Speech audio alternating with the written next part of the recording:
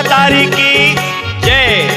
जोहार छत्तीसगढ़। जनपद पंचायत पाटन क्षेत्र क्रमांक 4 पांदा सांकराले जनपद सदस्य पद पर हमार भैया भूपेंद्र कुमार साहू जी क्षेत्र के विकास पर समर्थन मांगा थे, तो तख्ता के छाप में मुहर लगा के हमार भैया ला जनपद सदस्य बना हूँ। ए जीता देहु दाई मोर भूपेंद्र साहू ला जीता देहु, ए लगा देहु भैया मोर ब्लैक बोर्ड में मोहर ला लगा देहु।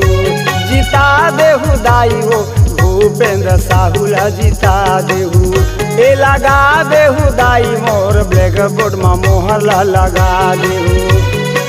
जनपद सदस्य बार ओहा खड़े हैगा, जनपद सदस्य बार ओहा खड़े हैगा, जनपद ओला बना। ए लगा देहु दाई मोर ब्लैक बोर्ड में मोहर ला लगा देहु, ए जीता देहु दाई हो भूपेंद्र भैया ला जीता देहु। जन जन का नारा है, जन जन का नारा है, भूपेंद्र भैया हमारा है, भूपेंद्र भैया हमारा है।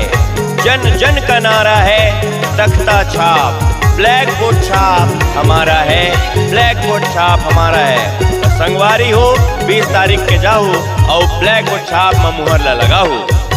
माया के गठारी ला तुमर बांधे रही हो, तुमर बांधे रही मिला के तुमा ओला साथ दे हो, ओला साथ दे हो। माया के गठारी ला तुमर बांधे रही हो, तुमर बांधे रही।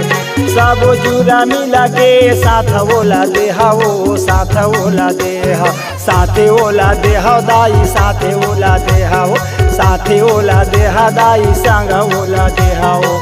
जनपद सदस्य बात ओहा खड़े हैगा, जनपद सदस्य बात ओहा खड़े हैगा, जनपद ओला बना।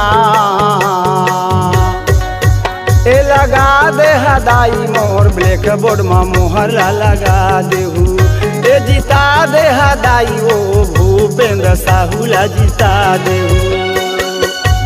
भूपेंद्र भैया नौजवान मन के साथी आए, किशोर मन के बड़े भैया आए और बुजुर्ग मन के लइका आए। तो संगवारी हो हमार भूपेंद्र भैया ला क्षेत्र क्रमांक 4 पाहना सांकराले ब्लैक बोर्ड छाप में मुहर लगा करके विजयी बनाऊ, जनपद सदस्य चुन के लाऊ।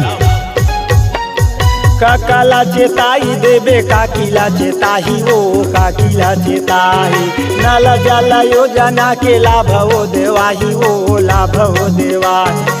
काकाला चेताई देबे काकीला चेताही वो, काकीला चेताही। नाला जाला योजना के लाभ हो देवाही वो, लाभे हो देवाही, लाभे हो देवाही बहिनी, लाभे हो देवाही, लाभे हो देवाही बहिनी, लाभ हो देवाही। जनपद सदस्य दीदी ओला बना हो, जनपद सदस्य दीदी ओला बना हो, ब्लैक बोर्ड छाप है निशा। ए जीता दे हा दीदी ओ भूपेंद्र साहू ला जीता देहु, ए लगा दे हा दाई मोर ब्लैक बोर्ड में मोहर ला लगा देहु, ए लगा देहु दाई मोर ब्लैक बोर्ड में मोहर ला लगा देहु, ए जीता दे हा दाई ओ भूपेंद्र साहू ला जीता देहु।